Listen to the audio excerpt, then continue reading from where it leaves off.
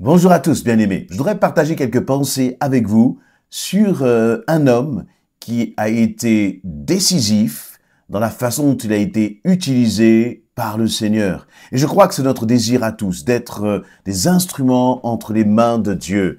Mais pour être un instrument entre les mains de Dieu, cela passe par euh, avoir une vraie relation, intimité avec le Seigneur pour entendre ce qu'il nous demande de faire et lui obéir à sa volonté. Et vous savez, parfois, on peut être un peu comme dans l'ombre, pas forcément être la personne qui est le plus vue, qui a le plus de likes ou qui est la plus célèbre dans l'église.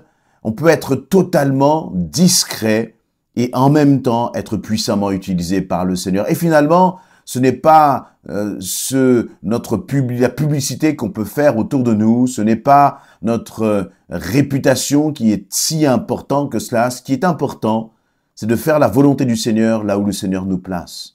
Et vous savez, Dieu peut vous placer à côté justement de personnes qui peuvent avoir des ministères plus visibles, des ministères qui vont avoir une portée importante, impactante, mais l'important c'est d'être un maillon dans le plan de Dieu et de servir le Seigneur là où il nous place. Et ce fut le cas de cet homme qui s'appelle Ananias. On se trouve là dans Actes chapitre 9, où, qui nous parle justement de la conversion de Saul. Saul était un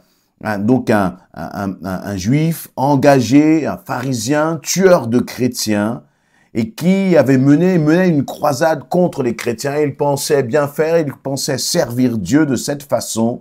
Et il est devenu un des adversaires les plus terribles des premiers chrétiens. Et donc, il se dirigeait là dans cette ville de Damas pour persécuter les chrétiens. Et sur le chemin qui mène à Damas, Dieu lui-même a arrêté Saul et lui a parlé en lui disant, en avertissant Saul, en disant, mais Saul, c'est contre moi finalement que tu es en train de te regimber, c'est contre moi que tu es en train de te révolter. Et Saul, à ce moment-là, a été touché. Et Saul, c'est l'apôtre Paul, tout simplement. Il a été touché et il a été comme aveuglé par la présence de Dieu. Et pendant 3 jours, il nous a dit qu'il est resté donc comme aveugle. Et donc, Actes chapitre 9, à partir du Actes chapitre 9, je vais lire à partir du verset, on va dire à partir du verset 9. Saul resta aveugle pendant 3 jours et ne mangea ni ne but.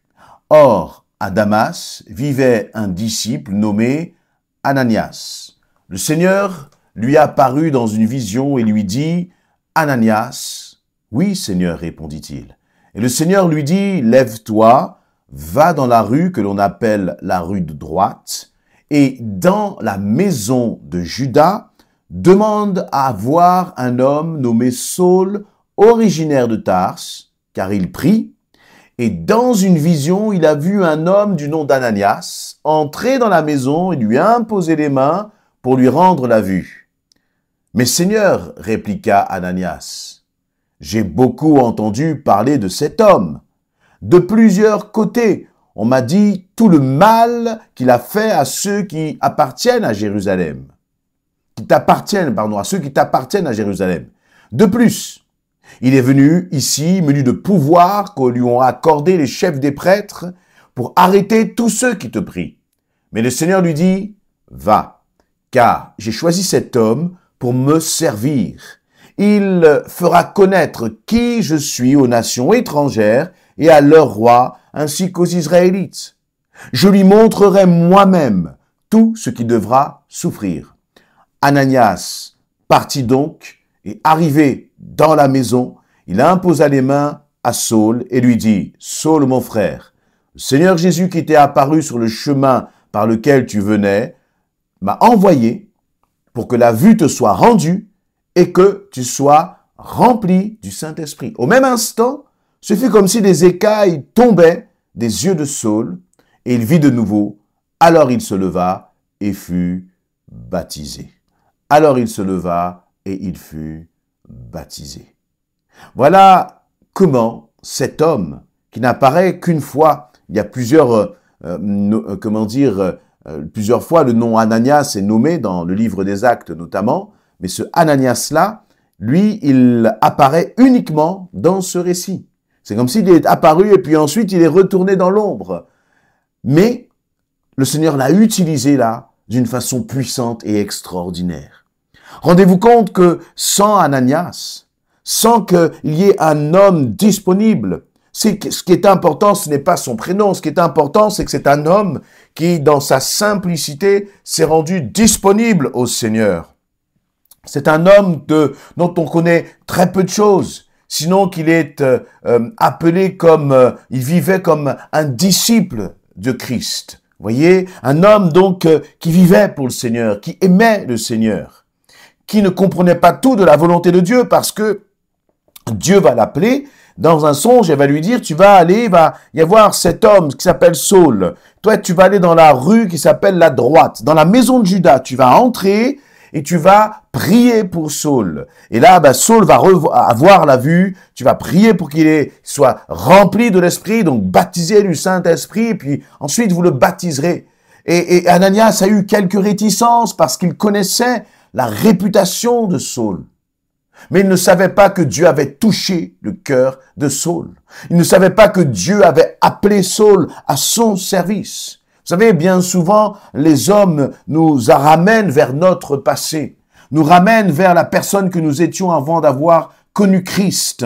Et trop souvent, on veut comme nous mettre la tête sous l'eau, alors que le Seigneur nous a libérés, alors que le Seigneur nous a délivrés, alors que le Seigneur nous a offert et fait entrer dans une vie nouvelle. Et c'est exactement ce qui s'était passé pour Saul.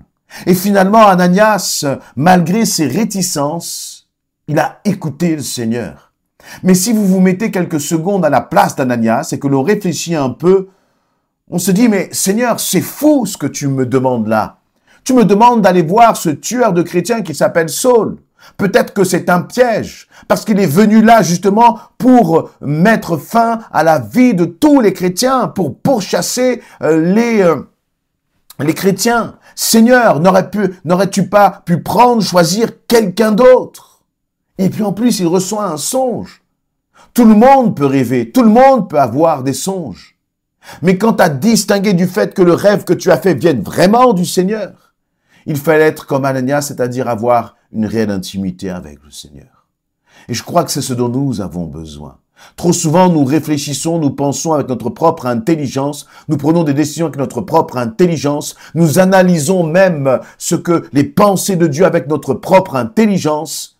C'est bon d'être intelligent, c'est bon de réfléchir, mais au final, en dernier lieu, ce n'est pas ton intelligence qui doit trancher, mais c'est ce que le Saint-Esprit te demande de faire.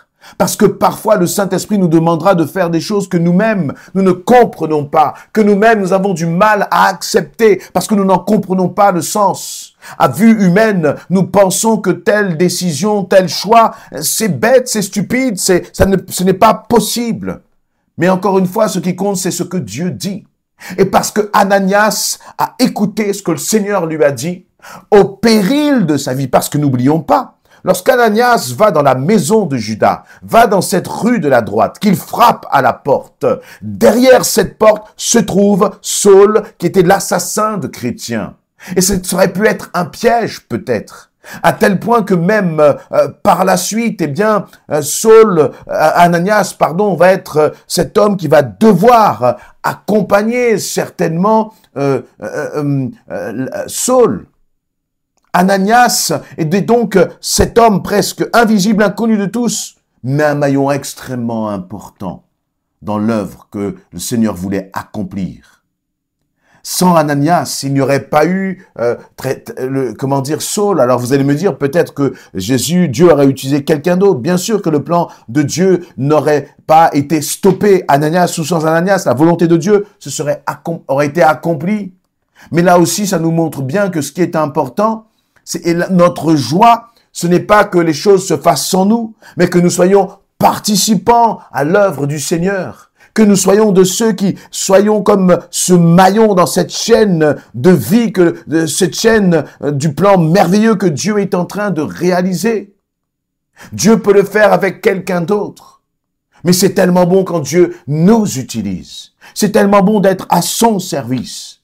Mais c'est vrai qu'il y a un prix à payer, parce qu'Ananias a payé, c'était presque au prix de sa vie, qu'il a été dans la maison de Judas, de ce fameux Judas, pour aller prier pour Saul.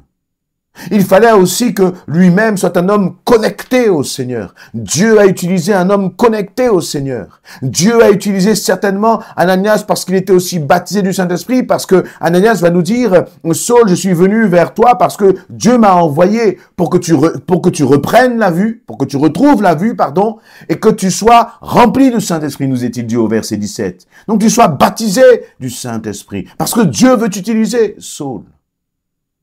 Et Ananias a été cet instrument entre les mains du Seigneur. Parfois, lorsque le Seigneur t'appelle à agir, à te lever en son nom, tu peux penser que tu te sens peut-être comme ce Ananias, insignifiant.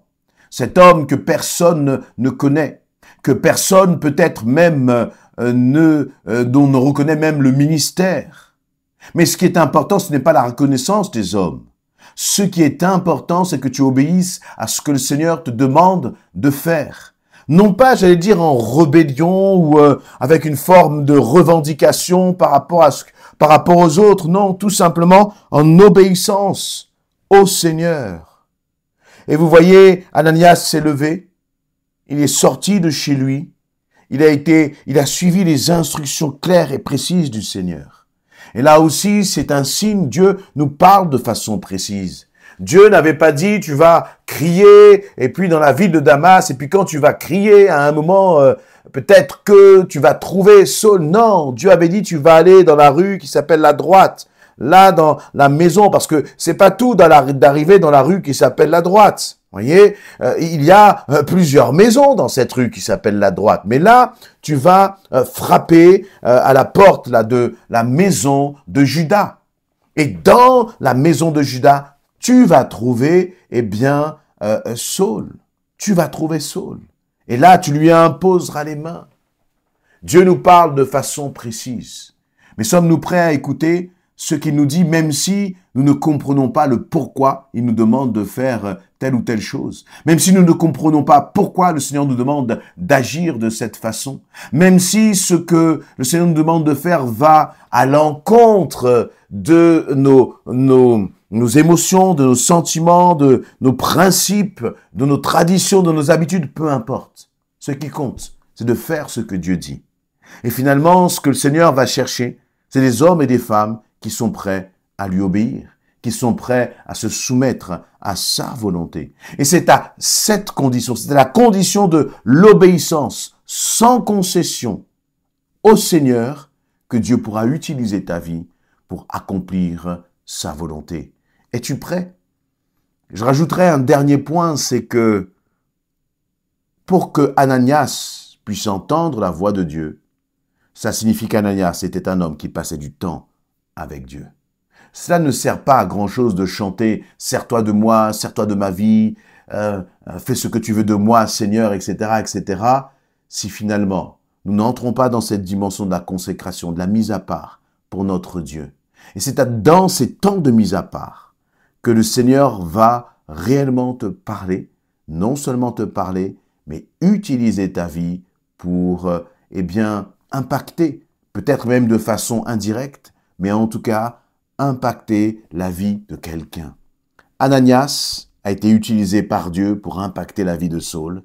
Et derrière Saul, Paul a pu impacter des milliers d'hommes et de femmes. Que dis-je des milliers? Des millions. Parce qu'aujourd'hui encore, le témoignage de Paul nous encourage. Le témoignage de l'apôtre Paul est un modèle pour chacun d'entre nous. Parce que derrière Paul, il y a eu un Ananias. Soyons l'Ananias d'un frère, d'une sœur, d'une personne peut-être qui s'approche de Christ en faisant la volonté de Dieu. Amen.